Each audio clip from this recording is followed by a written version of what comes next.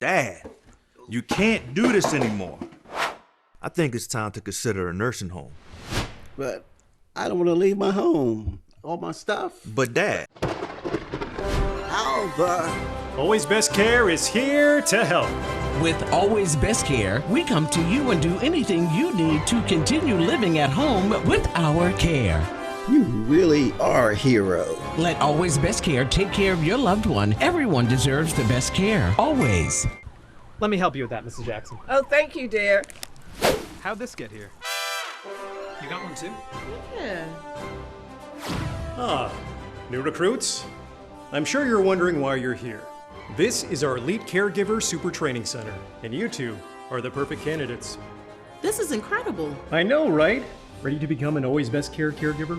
Working for the best team with competitive pay? Join Team Green. Always Best Care supports diversity. There's a hero in all of us.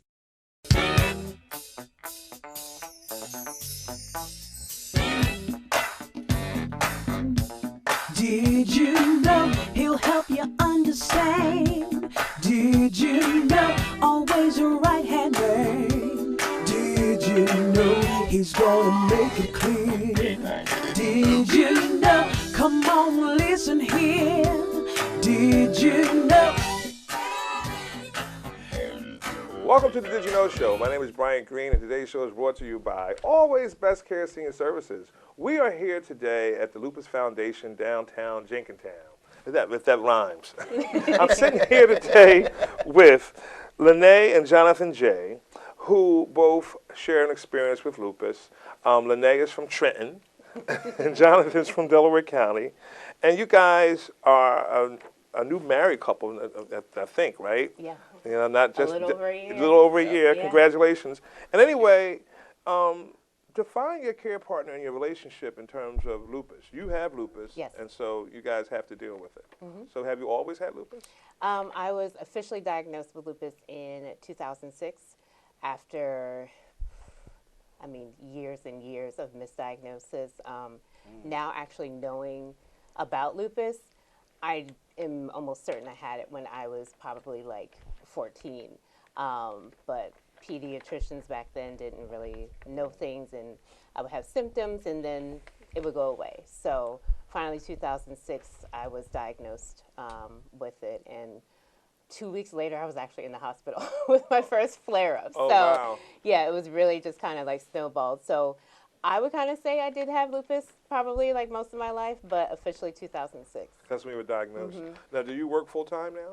I do not. I can no longer work. I used to work. I worked in education like my whole life, and then I had to stop 2017. I had flare after flare after flare, and I went out on, what is it called? FMLA. Thank you. I went out on FMLA, and my doctor was like, it's not a good idea to go back. The environment I worked in was very stressful and toxic, and it was literally killing me. So I had to stop working. And had to move back home with my parents. Okay. So that's where I was for a while until I met this guy. So let's talk about that for a little bit. So Jay, where did you guys meet? Through a dating app. Through a date? Okay, right Yes. on. Love. You can find love. Which one was it? Because I'm single. So you guys met, you got married, so now you're a part of this. You've signed on. What is it like, being a care support to your wife? It's sometimes you gotta put your needs on the back burner to make sure. Well, my wife is fine. Okay. Everything is. I was as normal as possibly can be. Make sure she's all right, so I can leave, go to work.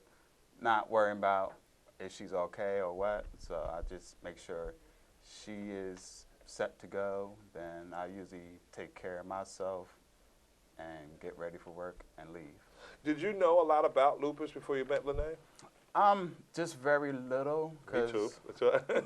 Only thing I really knew is my one coworker at an old job, his wife had lupus, and he told me one day, if his wife didn't have lupus, they would have had probably 5, 6 kids between them, and they only had one. Okay. So she lost the child during the pregnancy process. Right. And so, and so it's an adjustment to some degree, but it's a labor of love. Lene, what's your triggers? Do you have triggers? Yes. So stress is my major one. Okay.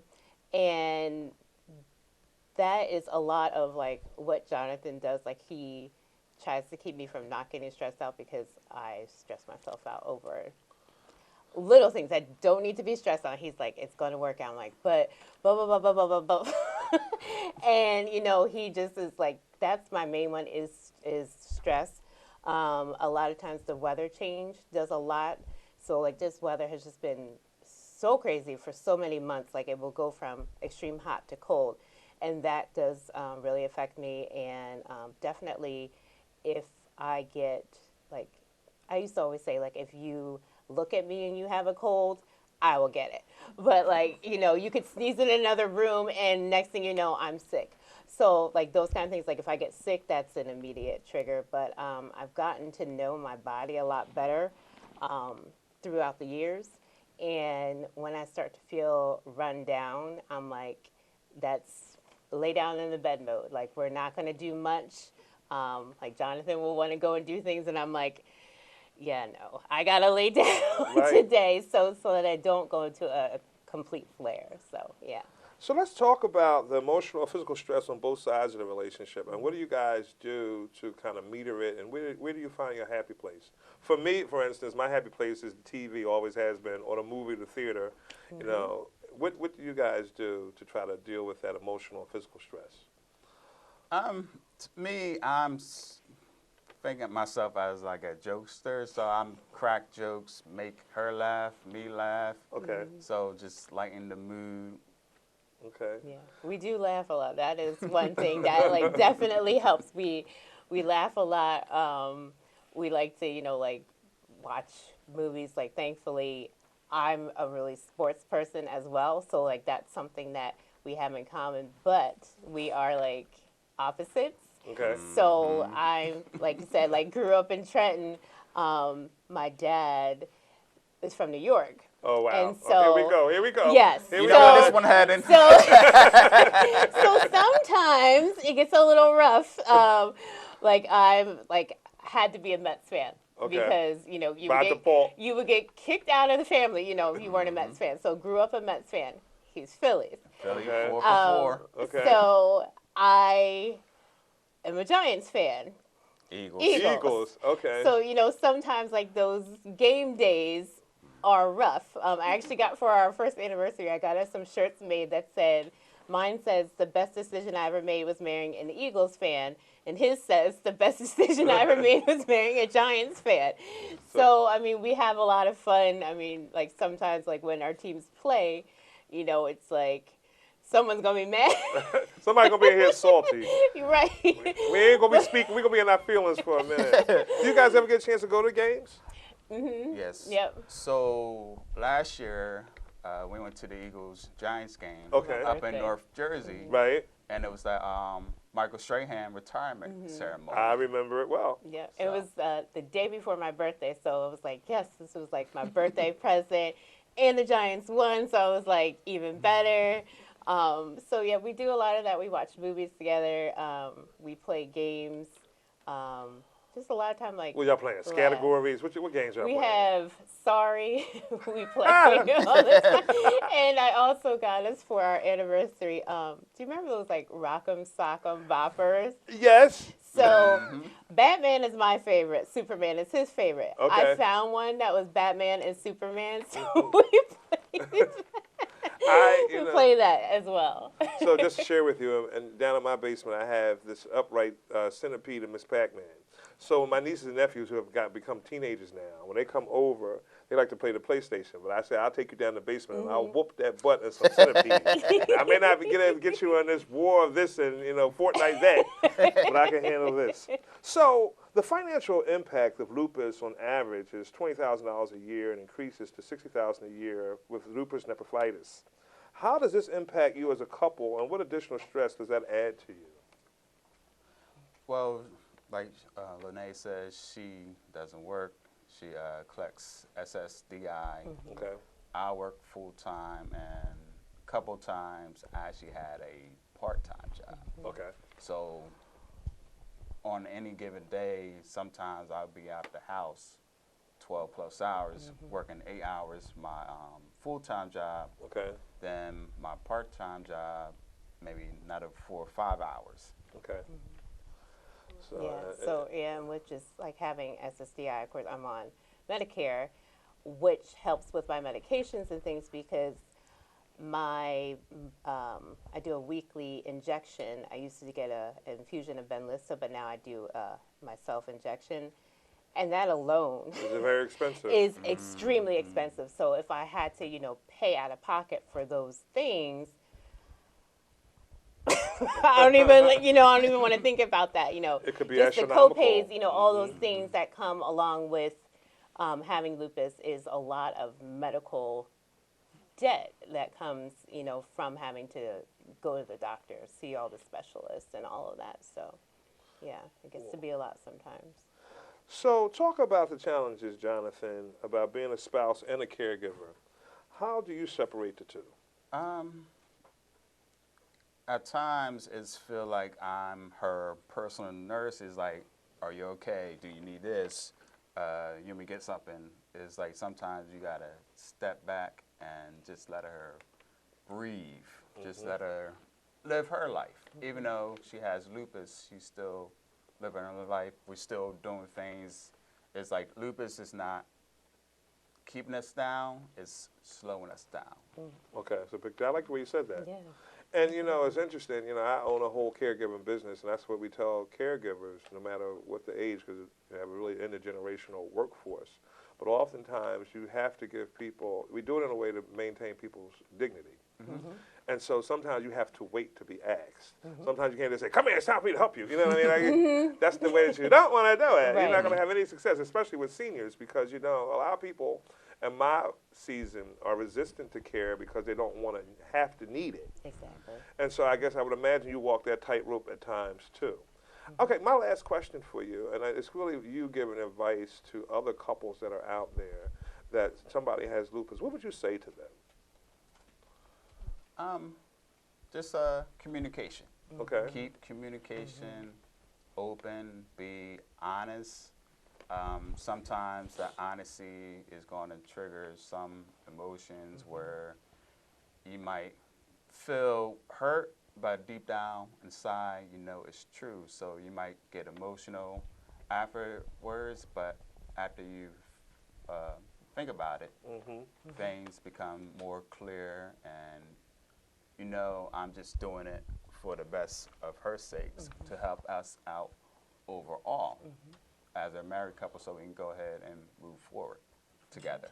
What do you say, Lene? Communication definitely is key. We also just every morning before we get out of bed, we pray together, and before we go to sleep, we do as well, and that has really been helpful because we just say things and just like communicate, and like Jonathan said, like sometimes, like just a couple of days ago, like just being honest about stuff and like not realizing sometimes that like he needs care too, and because him as a caregiver, he's always doing, and I'm like, oh yeah, I was doing stuff for you too, but then like it's kind of skewed sometimes, but like as a spouse, it's like you got to take care of your spouse as well. So that's one thing, like communication I think is definitely key, and having, whether you believe in God or not, but some kind of commonality, something to keep you together, whether it be your love of sports or laughter, whatever it is.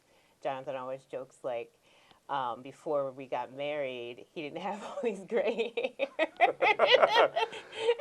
They popped up. Listen. I don't know where they came from. I could tell you my story, but I don't think we have enough time. You guys have been really, really nice to meet, and then thank you for sharing your story. Okay, we're going to take a quick break. We're going to come back with Shannon Oscar, who has 2 twin girls that have lupus. Please do not go away. Did you know?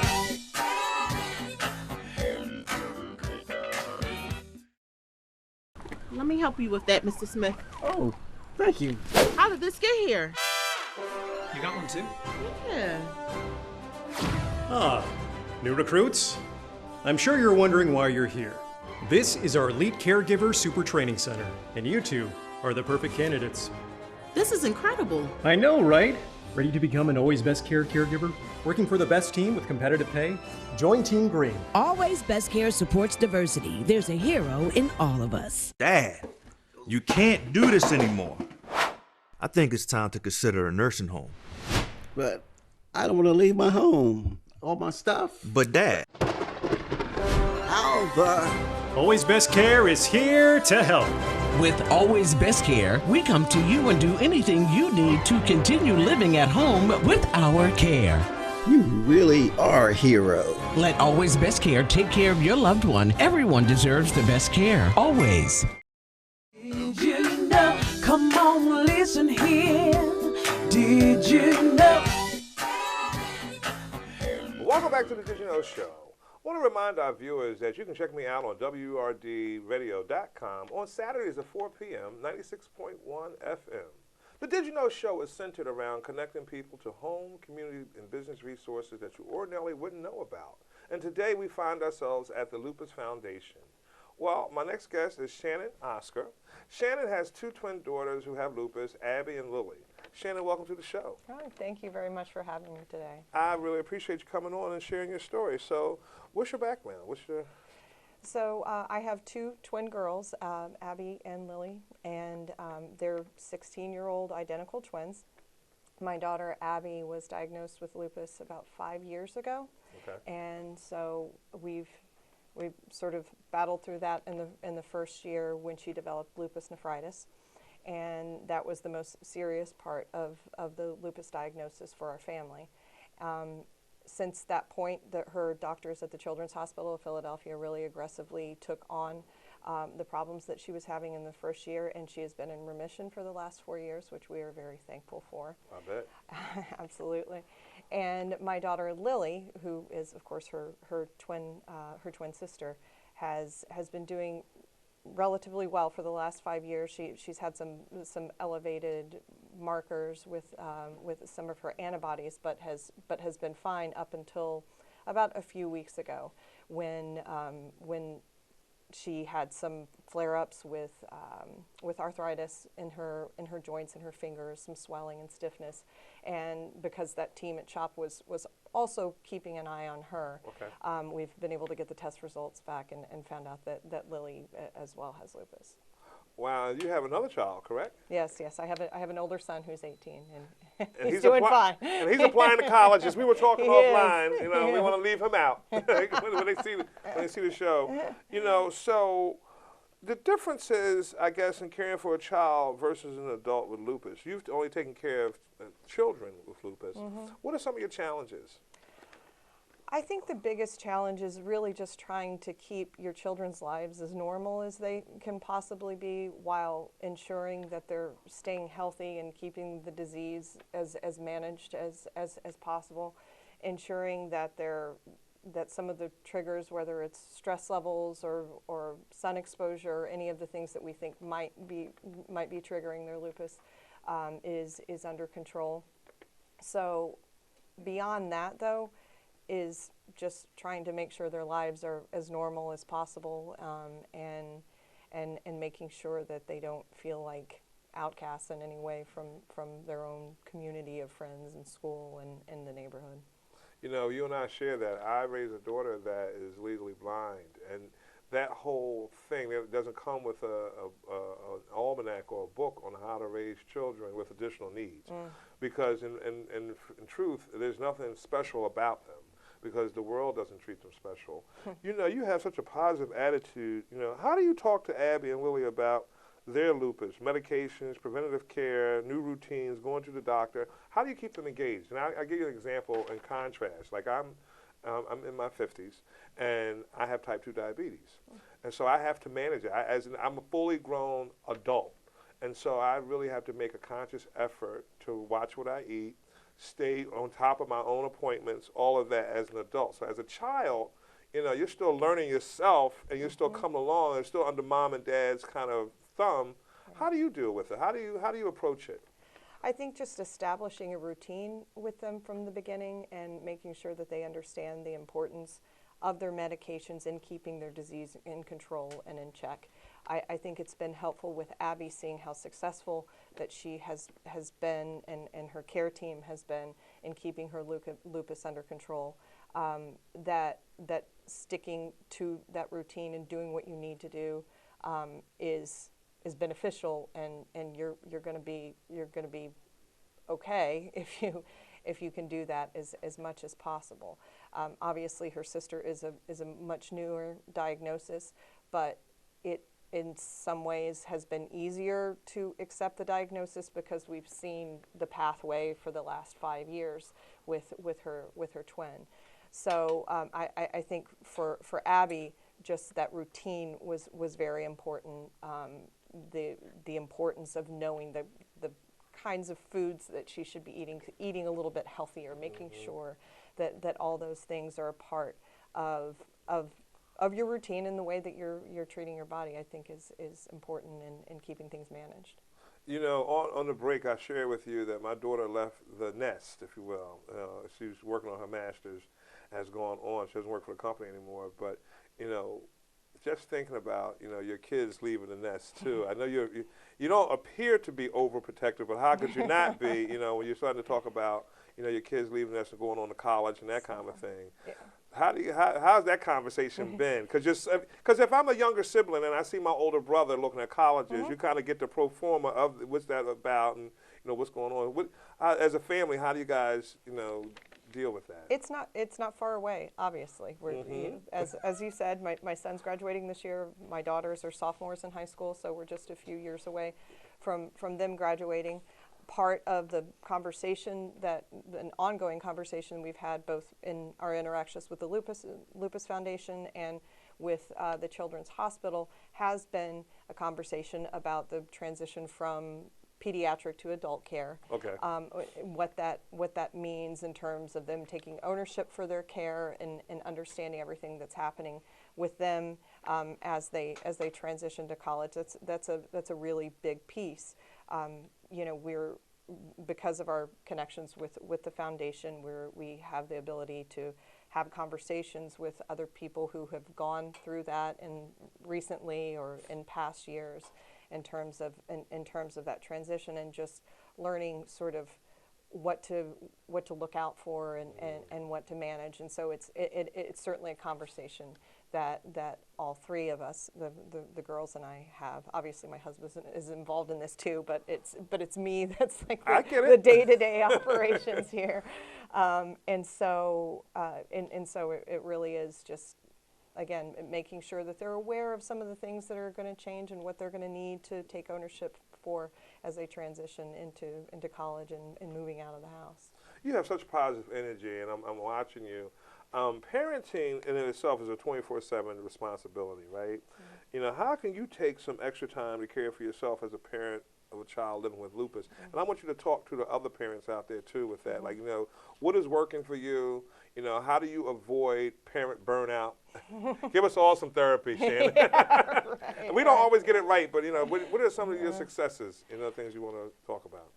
I really believe it's a matter of giving yourself the space in those times to take a step back in moments and let yourself have a necessary breakdown at times and just and be able to vent to someone, whether it's a family member or a friend or even a care professional that you could reach out to and speak to, because obviously as the mom or the dad, the caregiver, you're going to be taking on that role, and you want to be strong for the children that you're caring for. You don't want them to see weaknesses, but at the same time, I've shared things with my daughters about, for instance, when my daughter Lily was diagnosed recently, and I called her school.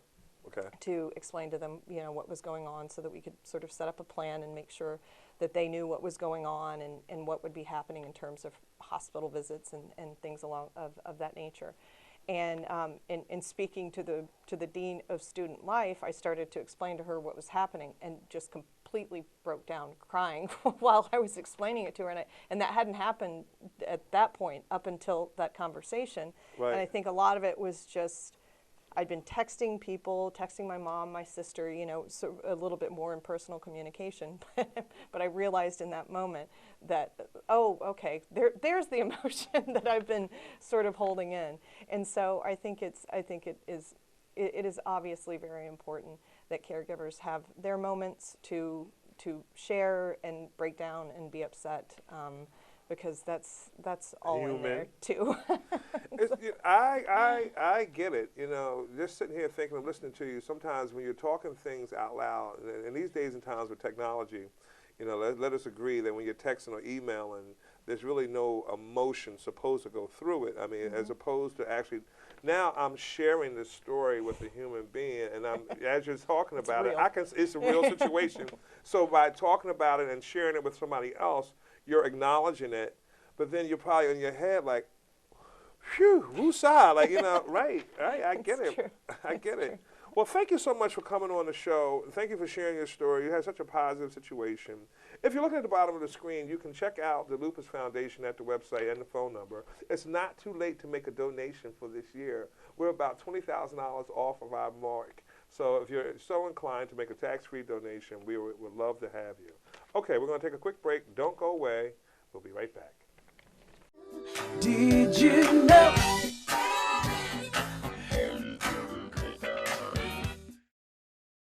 Dad, you can't do this anymore. I think it's time to consider a nursing home. But I don't want to leave my home. All my stuff. But Dad, Alva. Always Best Care is here to help. With Always Best Care, we come to you and do anything you need to continue living at home with our care. You really are a hero. Let Always Best Care take care of your loved one. Everyone deserves the best care. Always. Let me help you with that, Mrs. Jackson. Oh, thank you, dear. How'd this get here? You got one too? Yeah. Ah, new recruits? I'm sure you're wondering why you're here. This is our Elite Caregiver Super Training Center, and you two are the perfect candidates. This is incredible. I know, right? Ready to become an Always Best Care caregiver? Working for the best team with competitive pay? Join Team Green. Always Best Care supports diversity. There's a hero in all of us. Did you know? Come on, listen here. Did you know? Welcome back to the Did You Know Show. Our next guest is a friend to the show. You know, when I first started the Did You Know Show segment on TV, I think they were like the second guest. And we did it out at Uncle B's farm, but today we're at the Lupus Foundation. She's been on the show a radio show several times, and she's become a friend and more like a really important part of my village and family. So now we have Cherie Perrone, and you can see her in person, because if you follow the radio show, you know she's been on there several times as we talk about, and we try to really unmask the mystery of lupus. But today we have her here in the Lupus Foundation. She is the board chair emeritus, but that is kind of my way, kind of limiting and diminishing the impact she has, because she's such a positive person with a positive outlook. And I enjoy talking to you every time I have you. So welcome to the show. Thank you, Brian. So we're here today, and you are a lupus warrior. Give us the perspective of having multiple caregivers, whether it's your spouse, adult children, and so forth. Oh, my goodness. It can be overwhelming sometimes, excuse me, quite honestly, because the impact of lupus can be so devastating to the lives of not only the person living with lupus, but your family members as well. So we're talking about caregiving, and we also have to look at the lupus patient's perspective of caregiving, because 95% of the people living with lupus are women. Women are naturally nurturers, so we feel that it's our job to take care of everybody else. So we have to surrender to allow other people to help us and to care for us. And that can cause sometimes emotional grief. Okay. You have to go through a process of letting go. And the caregiver has got to give you enough room and freedom and space to allow me to grieve the loss. I'm grieving the loss of my ability to do things depending upon the type of lupus you have. You're grieving the loss of your ability to get up and care for yourself. And your caregiver has to be sensitive to that. And you know, our caregivers care for us. They love us, our adult children, our husbands, our family members, and they want to be right there. They want to be right there to jump. Do you need water? Do you need your medicine? What is it you need? And sometimes you just got to take a step back and say, let me know what you need. Right. Wow. And so it's very interesting. In what ways have caregivers helped shape your experience living with lupus? Because you're a natural nurturer, and my whole season is providing caregivers mostly for seniors. Some people have lupus, but other people have other debilitating scenarios. So we try, with Always Best Care, we try to do a lot of matchmaking. In other words, if the client is a smoker, then we try to send a smoker. If they have pets, we try to send a pet lover. We don't try to have chatty Cathy in there with somebody that likes to read books and likes to stay alone. So you just strung a chord with me when I was saying the caregiving, you have to approach it with giving the patient their dignity and sometimes allowing them to do it. But from your perspective, with the caregivers, how do they have now dealing with the grief? Now dealing with the grief of losing your ability to do most things, how has it made you more, sensitive to caregivers, and how has it shaped your life with lupus? It's made me more sensitive, excuse me, because I actually am in a role right now of being a caregiver for my parents who were just both diagnosed with cancer. So it has made me definitely more sensitive to me wanting to jump in to do everything, but realizing they're not completely incapable. And I think being in a caregiver role, you have to remember your patients sometimes aren't completely incapable. And sometimes it's the job of the caregiver to encourage that patient, you can do it. I know you can do it, because sometimes living with lupus, we have days where I don't want to get out of the bed. Okay. I'm hurting, I'm just depressed, whatever it is. I just don't want to get out of the bed. The job of a caregiver isn't just to provide care, but to provide encouragement, to give us sometimes that little push to say, you can do it. Take that extra step when I am dog-tired and don't think I can do anything else. And I really appreciate it when my husband or my adult children will say, come on, Mom, you can do this. Let's go to the park and, let's walk half a mile. Turns out I can walk a whole mile. Okay. Just because of the fact that they're there to encourage me. So they play a dual role, cheerleader and caregiver. Okay. And so you've been with the Lupus Foundation for a while, and you obviously share your story, and I've heard you share your story and that kind of thing. If you don't mind, just sharing, the high points of your, having to go from a full-time employee to now, and how you've dealt with it. Because you are a model of, from my perspective, because obviously I'm not there 24/7, but Sherry Perrone, you have an amazing center. And, and every time I talk to you, and she has been on the radio show more than a few times, so I kind of feel like I know her. I feel like I'm part of the family, I'm part of, I didn't get invited to the cookout yet. They ain't made me no greens yet, but we're working on it. But, for you, we've talked about the caregivers and the role of either being a caregiver or receiving care. But now with the Lupus Foundation, you are the person with lupus. How have you found that connection to be? You know what, Brian? Quite honestly, when I was diagnosed with lupus in 1994, I thought it was a death sentence. Okay. I thought my life was over, and I asked my doctor, how long do I have? And he's like, no, you're not going to die. You're going to have some complications and challenges, but it ultimately will be okay. So when I had to stop working, I think it was in 2009, I was devastated. I was on a career track, I was an HR professional, and I had my own goals, my own career goals. And when my doctor basically said to me on a Friday, today's your last day of work, you're putting in your notice today, I was devastated. And I just really truly thought, okay, for real, my life is over this time. But When I got connected with the Lupus Foundation in 2001, like you said, I found another family. I found a group of people who understood what I was going through. And if I walked into the office and say, guys, it's a bad lupus day or brain fog, everybody knew what I was talking about. If I walked into my place of employment and said that, they're like, bad day. You got a job, you know, whatever. So what having lupus has done for me is giving me another family. Wow. Because we're connected.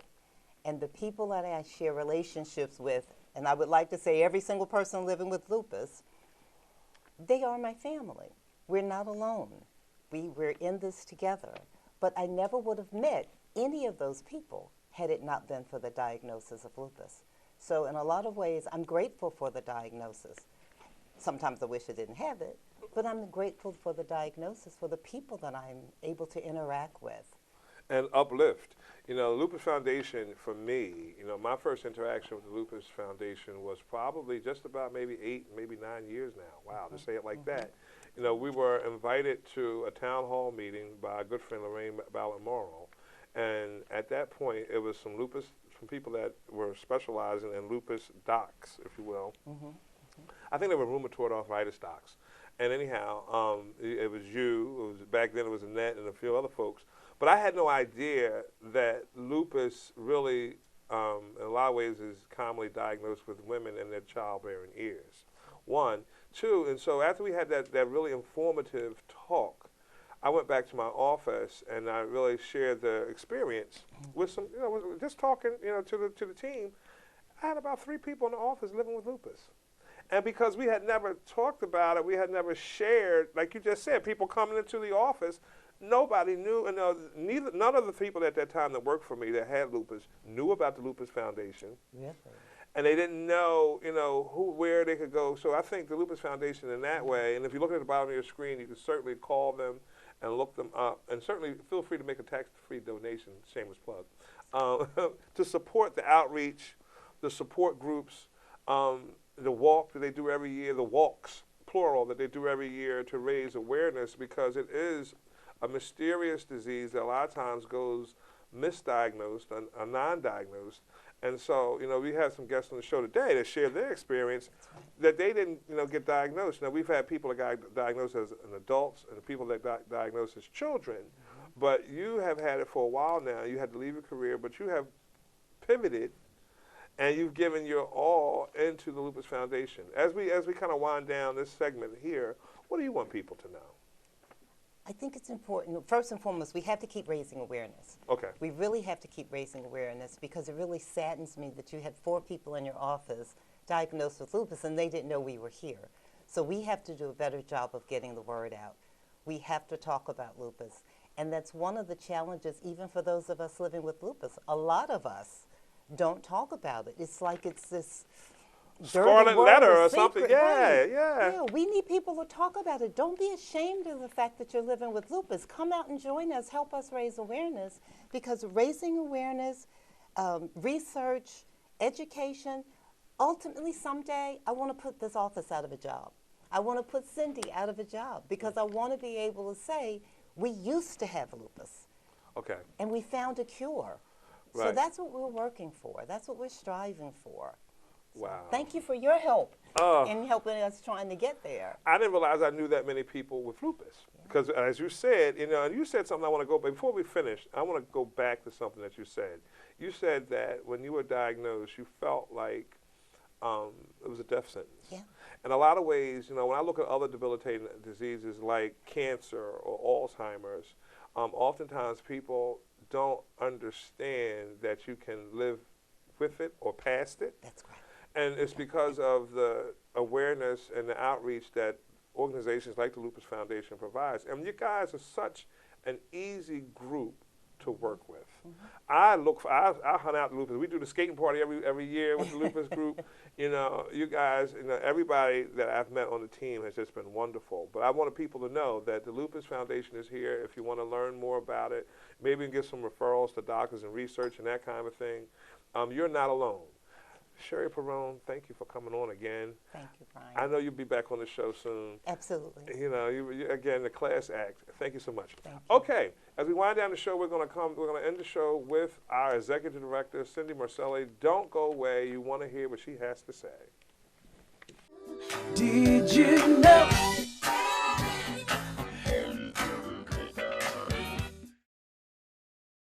Let me help you with that, Mr. Smith. Oh, thank you. How did this get here? You got one too? Yeah. Ah, new recruits? I'm sure you're wondering why you're here. This is our Elite Caregiver Super Training Center, and you two are the perfect candidates. This is incredible. I know, right? Ready to become an Always Best Care caregiver? Working for the best team with competitive pay? Join Team Green. Always Best Care supports diversity. There's a hero in all of us. Dad, you can't do this anymore. I think it's time to consider a nursing home. But I don't want to leave my home. All my stuff. But Dad, How the... Always Best Care is here to help. With Always Best Care, we come to you and do anything you need to continue living at home with our care. You really are a hero. Let Always Best Care take care of your loved one. Everyone deserves the best care. Always. Did you know? Come on, listen here. Did you know? Welcome back to the Did You Know Show. As we wind down the show, we are blessed to have Cindy Marcelli, who's the executive director of the Lupus Foundation, and just a kindred spirit. She is Sasha Force. She handles all the day-to-day operations with the Lupus Foundation. With the help of her manager, Brendan, and Alana, and the whole team here is just wonderful. I got to give them a shout-out because they're standing on the wings, and they won't come on the camera, but that's all right. We'll get them next time. Anyway, Cindy, welcome to the show again. Thank you. We've talked a lot to different scenarios, whether you're an adult with lupus, whether you're a child with lupus. We've talked all about lupus, but we haven't said what is lupus. Yeah, it's good to have a baseline of where we're coming from. So lupus is a chronic autoimmune disease. It's a disease of inflammation. So what happens is your immune system is an overactive immune system, and it starts to fight yourself. So much like your immune system would fight a virus or bacteria or something that's wrong in your body, your body thinks that your healthy organs are invaders, and it starts to attack them, causing inflammation. That inflammation leads to organ damage and potentially organ failure if not treated appropriately. Wow. And so what does the Lupus Foundation do? Give us the whole enchilada. We do a lot. So our mission is to improve the quality of life for all those affected by lupus. And we do that through programs of research, education, support, and advocacy. So we do a lot of different things. Here at the Philadelphia Tri-State Chapter, we're really focused on two of those components, education and support. We do some research, and we support our national initiative of research to find a cure. There is no cure for lupus. We don't even know what causes lupus. So we do a lot of work of trying to identify the cure, the cause, and treatments, and how to care for lupus. We spend a lot of time researching that as a national organization. From an advocacy standpoint, as you heard earlier, has really low awareness. So we do a lot of work with both at the state and federal level, and just raising awareness of how to advocate about lupus and to raise awareness about that. But like I said, most of our efforts are spent in the education and support aspect, really working with this tri-state lupus community. If you look at the bottom of the screen, you can get more information from the Lupus website as well as the phone number. Do you have any goals to work with the faith-based community? In other words, partner with churches and synagogues to probably bring in some lupus cares and concerns committee or support groups? Is that on the goals? We love that, yes. We love connecting with our church communities, and typically there's often a health committee within the church, a subcommittee.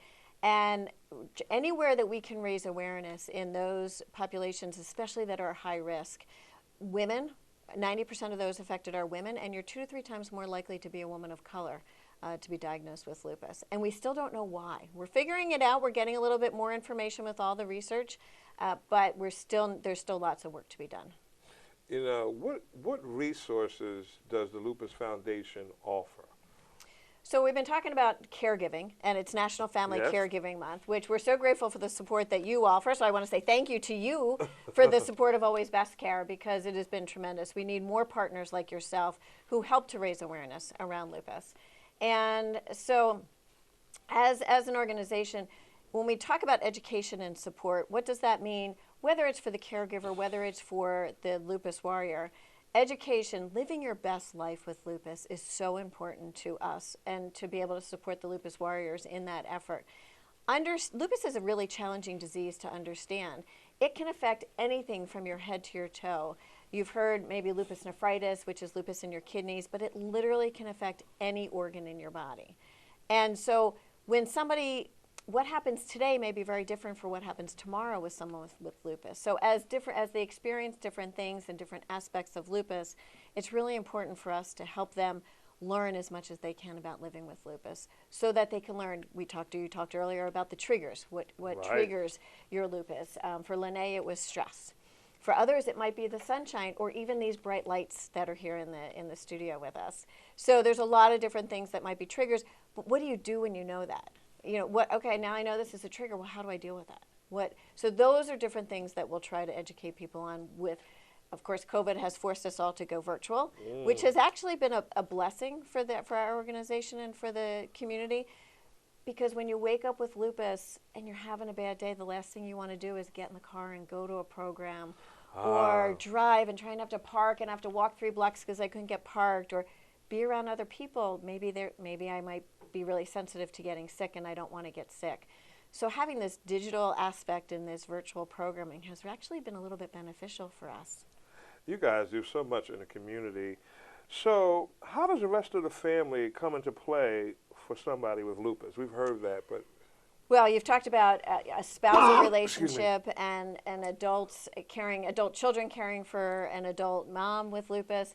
But the rest of and you heard from Shannon being a parent, but the rest of the family plays such an important role in that support system. So whether it's just being there for somebody, or as maybe it's taking them to a doctor visit, because if you're a true caregiver, isn't the person who's doing everything for you. There's certainly a community, and we do call this a lupus community, of people. You said earlier, it takes a village, right? It takes a village to make this happen. So having to go to so many doctor visits, is somebody else going to partner with you and go to a doctor visit? Because sometimes it's really helpful to have another ear of somebody to listen, or to take notes for you, or to remind you maybe of some of the questions. Because on average, somebody with lupus could have different 4 to 5, 6 specialists that they visit on a regular basis. So think about the time that takes. You heard from Jonathan, he's working a full-time job and a part-time job. And where do you find the time to take some time off to go to a doctor's visit with your loved one, or to support them through that? So there's the rest of the family plays an important role, and it's also important for them to understand about lupus. So we invite them to come to the education programs, to participate in the various things that we offer, so that they too will understand better and have a greater awareness, because that can be really challenging. We have support groups that are open to everyone. We invite a caregiver and a partner and a family member to come to those support groups and hear what's going on, and help support their loved one in their journey. You know, one of the things we haven't talked a lot about, and I'm sure, well, it's 2 things. One, doctors. Do you guys make referrals to specific doctors? Because we've heard that, I think the underlying theme has been that lupus sometimes goes, a lot of times it goes misdiagnosed. It does. And so then that just hints to the fact that there are the doctors that are more familiar with lupus than others. And certainly Shannon shared her story earlier about her children having lupus. So I guess, you got to go from pediatrics to adult doctors. Do you guys make those referrals or direct people? Not necessarily a referral, because Okay. there's a lot of factors coming into play when selecting a doctor. Your insurance, where you live, but we do try to keep a lupus-aware physician list. A rheumatologist is who typically treats lupus. Okay. And so, but not every rheumatologist treats a lot of lupus. So we try to make sure that we are aware of the lupus, the docs that really treat a lot of lupus in the region. So yes, you can access that on our website and go to our physicians, find help, and you can go to our physicians list and see that. We're always updating it too. And if you just tuned in, you can look at the bottom of the screen and see what the lupus website and the Lupus Foundation and their phone number. What are your hours of operation in terms of if people want to call in and talk to folks? Well, our office is typically open 9 to 5, 8 to 4, in that time frame. But we're in this hybrid format, so please don't hesitate to leave us a message. You can reach us at info@lupustristate.org. That's a really great way to reach us at all hours of the night. We do have a Facebook page, and you can certainly reach out to us on that. But we've got a lot of different options. Our website is available, of course, 24/7, and we really want to be the key resource for lupus information. We have part of our website is called the National Resource Center on Lupus. And so we want to make sure that we have as much information as you could ever imagine needing or wanting about lupus. As someone living with it, someone supporting, you're a caregiver, you're a family member, just being able to learn as much as you can on our website. Wow. You guys have such information. You have a lot of alliances, too, like the National Alliance for Caregivers I'm reading, AARP. There are so many resources for caregivers out there, not just the Lupus Foundation, but certainly go to our website and you can find various resources and toolkits and things like that. But there's so many other amazing organizations that the National Alliance for Caregivers or AARP or your local church or Always Best Care. There are so many different resources that if you need additional resources, give us a call. We don't just give you lupus resources. If somebody's looking for something else, we have a patient navigator program. So we really try to do 360 support in whatever it is you might be looking for. So we may or may not be able to find that exact resource you're looking for, but give us a shot, give us a call. We'll be happy to point you in the right direction. It's my understanding that there are a couple of new drugs out on the market that people are releasing, and do you know anything about the speak to it? I can't pronounce the drug. We have been so fortunate over the last, say, 20 to 24 months with 2 new drugs coming out and a new indication. So for the last 50 years, we've had one drug specifically developed and approved by the FDA for the treatment of lupus through our partners at GSK. And prior to that, so that was 11 years ago. Okay. In the last, like I said, 20 to 24 months, we've had a new indication for Benlysta, which is the GSK drug. We had Lupus, which was approved by the FDA from Aurinia Pharmaceuticals, who I'd like to give a shout out as a thank you. They are helping us support this program. Okay. And that is specifically for the treatment of lupus nephritis. And then after that, AstraZeneca came out with Safnella. One of the most exciting things, first of all, there's so much hope in the research that's happening, and there's so many new things that are happening. But one of the exciting things is these are all brand new treatments. They're not lookalikes. They're not a duplication. It's not gone generic. It's not a biosimilar, but they are all brand new treatments. Not everybody can take Benlysta. Not everybody will be able to take Safnella. So we have options, which is the most important thing. Wow. What else do you want to tell us about lupus? We definitely have covered what lupus is, the diagnosis, the outreach, the community outreach. You guys are open. You have this hybrid model. What are some of your short-term goals for the foundation, if you don't mind sharing? No, of course. So, of course, fundraising is a key part of what we do as an organization. We are a nonprofit. We live on your donations and your support, and which we're very grateful. And so the more money we can raise, the more awareness we can raise, the more families and lupus warriors we can support, the more educational programs we can put out there. I think the biggest thing to know is any dollars that are coming into this organization here at the Philadelphia Tri-State Chapter, we support our lupus community directly in Jersey, Philadelphia, and all of Pennsylvania and Delaware. So you are making a direct impact right here in our region, which is tremendous. So I think that there's, like we said, there's a lot of hope with the research that's going on. There are a lot of resources. So if you know somebody, if you think you might have a diagnosis or living with a potential diagnosis, I think one of the things we probably didn't talk about were the symptoms of lupus. So, and I don't know if you can see, we call her Lola behind me, but literally there are so many different symptoms, which is why you mentioned earlier it's so difficult to diagnose. Right. It can take on average up to 6 years to be diagnosed appropriately and correctly. Misdiagnoses happen all the time because the symptoms are fatigue, extreme fatigue. And somebody described it to me once, because I don't live with lupus, as Benadryl tired. Oh, wow. And I understood that. Me too. You could wave that under my nose and I'm asleep, right? So I understood that. Joint pain. Often, again, misdiagnosed as arthritis and things like that. Low-grade fever, hair loss, skin rash. That butterfly rash is a telltale sign of lupus, which is a rash across your face. Systemic lupus erythematosus is the most common form of lupus, but Right. there are skin lupus and there are other forms of lupus. So there's so many different aspects of the symptoms for lupus which is why you can understand why it often gets misdiagnosed. Wow, and we've uncovered the mystery that it happens more with women of color in their child rearing years. We don't really know why, but we know that that's kind of who has gotten it. So as we wind down the show, please take a minute to check out the bottom of the screen. The Lupus Foundation is accepting donations.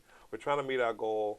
It's a tax-free donation. There's a phone number there. If you think you might be carrying lupus, or you think that you might have it, or somebody in your family or your village may have lupus, the Lupus Foundation, I deal with a lot of foundations, but they are one of the nicest group of people to deal with.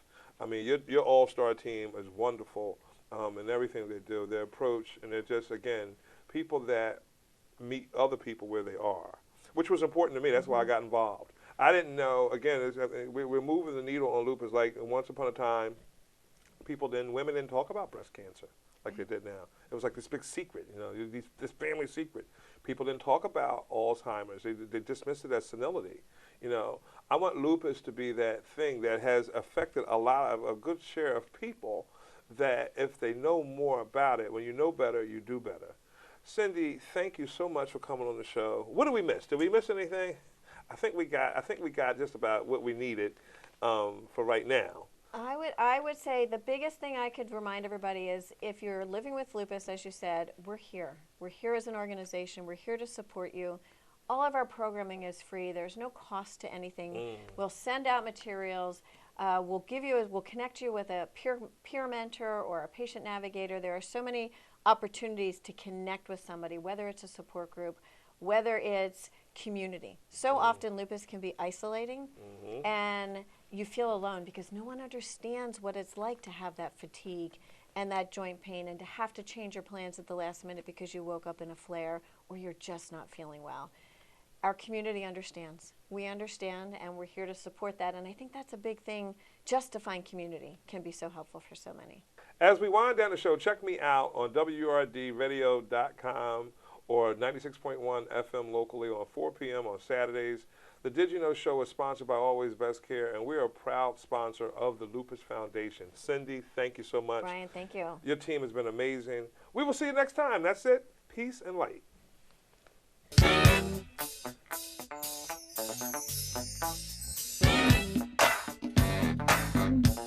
Did you know he'll help you understand? Did you know always a right-hand man? Did you know he's gonna make it clear? Did you know? Come on, listen here. Did you know?